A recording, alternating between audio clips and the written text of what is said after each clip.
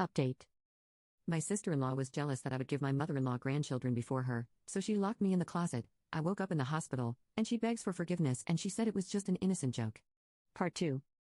Connie's actions were so absurd that it didn't even occur to anyone that she might be lying. Eventually, when it was time to open the gifts, people started looking for me. My husband began to panic when he realized I wasn't in the room as Connie had said.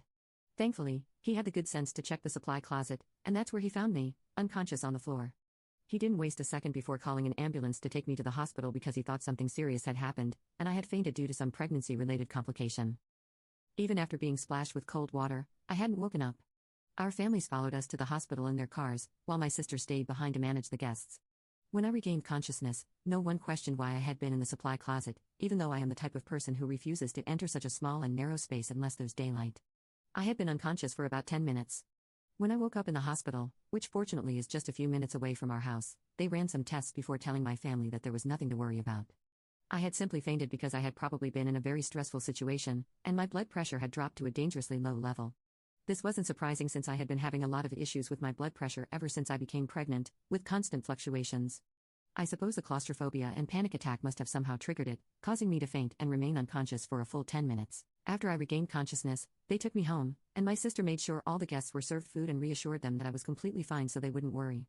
Once I was home, no one was in the mood to continue the party, so everyone left, leaving only me and our families to clear up what had happened. I felt exhausted, so even though I remembered exactly what had happened, I didn't feel like reliving it.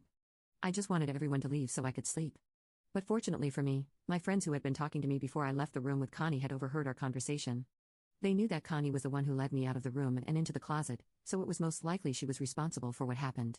Before leaving, they told my husband what had happened.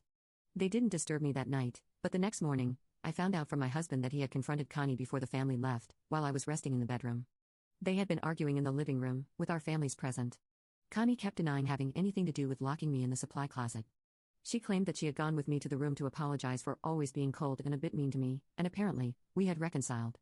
She said that I told her I wanted some time alone, so I stayed in the room, and she went back to the party, so she had no idea why I ended up in the supply closet and denied any involvement. Since it was just her word against that of my friends, they couldn't reach a conclusion that night. However, the next morning, I woke up feeling much better, and after breakfast, my husband asked me what exactly had happened. I told him everything, explaining that I had been banging on the door of the supply closet, begging Connie to let me out, but she probably wasn't even there to hear me. He was furious and called the whole family back so we could confront the situation, and this time, I was present so that she couldn't deny what she had done. I remember that morning, Connie showed up looking really sick and pale, probably because she knew she was in trouble. Her husband also seemed worried, but I don't think he knew exactly what his wife had done. In any case, I recounted what had happened that night and confirmed that Connie was the one who had pushed me into that closet and left me there. Everyone seemed horrified, and no one really knew what to say because I don't think anyone wanted to believe that someone they had known for so long was capable of doing something so horrible. To be honest, I understand because, regardless of the type of relationship I had with Connie, even I found it very difficult to believe that she had done something so deranged. But that was the truth, she had intentionally tried to harm me, and I didn't feel safe around her anymore. After I finished speaking, you can click on share more to see if there is a part 3.